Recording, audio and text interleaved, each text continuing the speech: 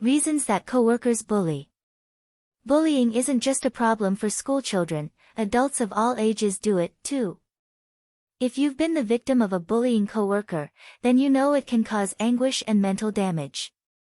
Just as the outcome is similar for bullying at any age, the causes can also be similar.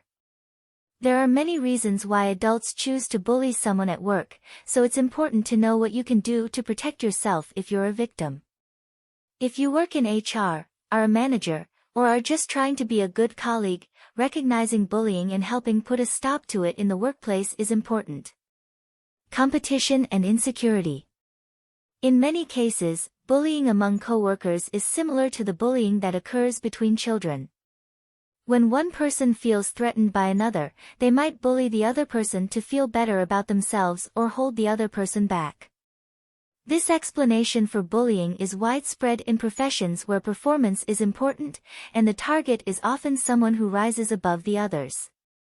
Sales professionals are particularly competitive because it is easy to compare individual performance, and bosses often foster competition between staff to improve that performance. The sad reality, though, is that bullying among employees can cause serious issues.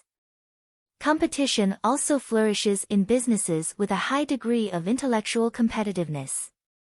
If others perceive one employee as being more intelligent or talented, they may make that employee the brunt of jokes, pranks or more severe actions, such as manipulation or physical harm. Personality clashes at work. Sometimes bullying in the workplace doesn't have anything to do with performance but rather with personality. If an insecure person identifies a coworker as being vulnerable or weak, they might make them the target of disparaging remarks or worse. Sometimes, managers purposely assign difficult work to a colleague they want to undermine, according to the University of California, Santa Cruz. In general, people want to be liked, which means that, in some cases, the target of bullying is a well-liked, popular person of whom the bully is jealous. When bullying is due to personality, mainly when the target is friendly or popular, the bully may recruit allies from other coworkers, quickly turning a bad situation into a worse one. Stereotypes, prejudices, and discrimination. Mistreating a coworker because of stereotypes, prejudices, or discrimination is the most severe type of bullying. While all types of bullying are damaging and many are against the law, targeting someone because of a protected status is particularly egregious. It is against the law, and if charges are brought, both the bully and the company may be held legally responsible. Some protected statuses include race or ethnicity, color, religion or creed, national origin or ancestry, sex, gender or gender identification including pregnancy, sexual orientation or preference, age, physical or mental disability, veteran status, or citizenship. If you see any of this sort of bullying at work, report it to HR immediately. Bullies Seize Available Opportunities. If a workplace doesn't have a zero-tolerance policy for bullying, it might create the opportunity for bullies to thrive.